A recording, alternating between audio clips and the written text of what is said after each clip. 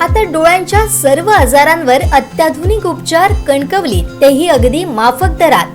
Nap I hospital Miraj संचलित विवेकानंद नेत्रालय आणि retina centre मध्ये आजपर्यंत 15,000च्या वर डोळ्यांची ऑपरेशन्स, विना टाका विना इंजेक्शन मोतीबिंदू शस्त्रक्रिया, डोळे तपासणी, चष्मा, तिरळेपणा आणि डोळ्यांच्या सर्व आजारांवर उपचार, डायबेटिक आणि उच्च रक्तदाब असलेल्या रुग्णांवरही डोळ्यांचे उपचार.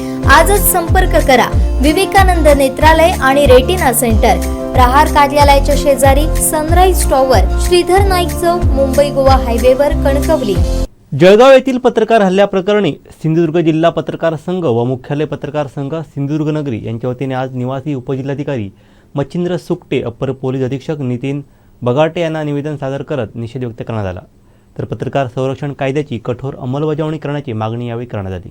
राज्यभर हल्ला प्रकरणी आंदोलने, निदर्शनं करण्यात आली. याच पार्श्वभूमीवर सिंधुदुर्ग जिल्हा पत्रकार संघ, जिल्हा मुख्यालय पत्रकार समिती यांच्या संयुक्त विद्यमानं निवासी उपजिल्हाधिकारी मच्छिंद्र सुकटे, अप्पर पोलीस अधीक्षक नितीन बगाटे यांना आपल्या मागण्यांचं निवेदन देण्यात आलं. यावेळी पत्रकारांवरील हल्ले वाढत असून पत्रकार संरक्षण कायद्याची कठोर अंमलबजावणी करण्याची मागणी करण्यात आली आहे. यावेळी आपलं निवेदन तातडीनं मुख्यमंत्री उपमुख्यमंत्र्यांपर्यंत पोहोचवलं जाईल अशी ग्वाही निवासी उपजिल्हाधिकाऱ्यांनी दिली आहे. तर सिंधुदुर्ग जिल्ह्यातील पत्रकारांच्या सिंधुदुर्ग पोलीस प्रशासन पाठीशी असल्याचं अप्पर पोलीस अधीक्षक यांनी सांगितलंय. यावेळी जिल्हा पत्रकार संघाचे अध्यक्ष उमेश तोरसकर, उपाध्यक्ष बाळ खडपकर, सचिन देवयानी वरसकर, मराठी पत्रकार परिषद कोल्हापूर विभागीय अध्यक्ष नंदकिशोर महाजन, संघ अध्यक्ष संदीप गावडे, दत्तप्रसाद बालावलकर, गणेश जठे, विनोद दळवी, गुरुप्रसाद दळवी, प्रसाद पाताडे, सुधीर जोशी आदी पत्रकार उपस्थित होते. 2019 मध्ये पत्रकार संरक्षण कायदा झाला खरा, परंतु खरंच पत्रकारांना संरक्षण मिळतंय का, हाच महत्त्वाचा मुद्दा आज या ठिकाणी उपस्थित होतोय. कारण गेल्या 4 वर्षामध्ये जेव्हापासून हा पत्रकार कायदा अंमलात आलेला आहे तेव्हापासून पत्रकारांवरती होणारे जे काही हल्ले आहेत त्याच्यामध्ये कमी होण्याच्या ऐवजी वाढच होत चाललेली आहे. अलीकडची जर उदाहरणं बघितली तर वारिशे म्हणा रत्नागिरीचं प्रकरण किंवा हे आत्ताचं जे काही महाजन प्रकरण पाचोऱ्यातला जो काही पत्रकार आहे त्याच्यावरती जो काही हल्ला केला गेला त्याच्या संदर्भातलं जे काही प्रकरण आहे हे जर बघितलं आणि अशी अनेक प्रकरणं की जी कदाचित पटलावरती येत देखील नाही, अशा संदर्भामध्ये नक्की सरकारचं धोरण तरी काय आहे इथपर्यंत विचार करण्याची पाळी आता आलेली आहे. पत्रकार संरक्षण कायद्याने एका ठिकाणी पत्रकारांना संरक्षण मिळण्यासाठीचं एक प्रोव्हिजन केलं गेलं खरं, परंतु पत्रकारांवरती सातत्याने होणारे जर हल्ले बघितले तर नक्की सरकारच्या मनात आहे तरी काय असाच प्रश्न उपस्थित होतोय. आणि या संदर्भामध्ये आज प्रत्येक जिल्हाधिकारी कार्यालयामध्ये, प्रत्येक SP ऑफिसमध्ये आम्ही पत्रकार परिषदेच्या मार्फत आवाहन केले गेलेलं आहे की त्या जिल्ह्यांनी त्या जिल्हाधिकाऱ्यांना आणि त्यांच्या पोलीस अधीक्षकांना निवेदन देऊन याचा निषेध करणारं एक पत्र निवेदन त्यांना द्यावं. किंबहुना हे निवेदन देणं तर अपेक्षित आहेच, परंतु त्याचबरोबर या निवेदनातून आमची ही पत्रकारांची ही जी काही आर्तहाक आहे ती सरकारने ऐकावी आणि हा जो काही दिखावेपणा जर असेल ह्या पत्रकार संरक्षण कायद्याच्या बाबतीतला तो कुठेतरी दूर करून खरंच पत्रकारांना संरक्षण देण्याच्या दृष्टीने ठोस पावलं उचलायला पाहिजेत. या दृष्टीने काहीतरी करणं अत्यंत गरजेचं आहे असं मला तरी वाटते. एकूणच पत्रकार परिषदेच्या सर्व पदाधिकाऱ्यांनी, आमच्या सन्माननीय पदाधिकाऱ्यांनी हे जे काही आवाहन केलेलं आहे त्यानुसार आज आम्ही सिंधुदुर्ग जिल्हा पत्रकार संघाच्या वतीने देखील जिल्हाधिकारी आणि SP यांना निवेदन देणार आहोत. आणि यापुढे भविष्यामध्ये हे जर थांबलं नाही तर निश्चितच परिषदेसह आम्हाला देखील कठोर भूमिकेनेच वावरावं लागेल, हे मात्र निश्चित होणार आहे. आमचे पाचोऱ्याचे पत्रकार संदीप महाजन यांच्यावर आमदार किशोर पाटील यांनी काही दिवसापूर्वी फोनवरून त्यांना शिवीगाळ आणि धमकी दिली आणि त्यानंतर 2-4 दिवसातच त्यांना तेथील चौकात त्याच्या कार्यकर्त्यांनी जी मारहाण केली, ही बाब अतिशय निंदनीय आहे आणि सिंधुदुर्ग जिल्हा पत्रकार संघ त्याचा एकमताने निषेध करत आहे.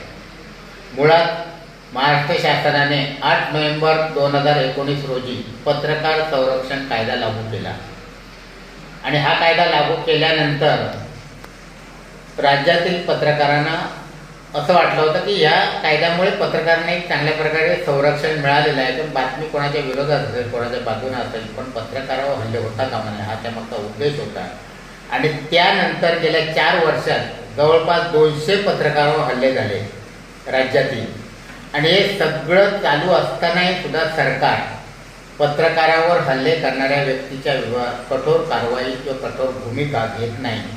आणि याचाच परिणाम म्हणून संदीप महाजन यांना पाचोऱ्यात जी मारहाण केली ही बाब निदर्शनात आणून देण्यासाठी राज्यातील सर्वच संघटना आणि परिषद आमची मुख्य संस्था या संस्थेच्या माध्यमातून राज्यभरात आज सर्वच जिल्हाधिकारी कार्यालयाने SP-च्या ऑफिसमध्ये निवेदन देऊन पत्रकार संरक्षण जे कायदा आहे त्या कायद्याची होळी करण्याच्या निमित्ताने आज कार्यक्रम आयोजित केलेला आहे.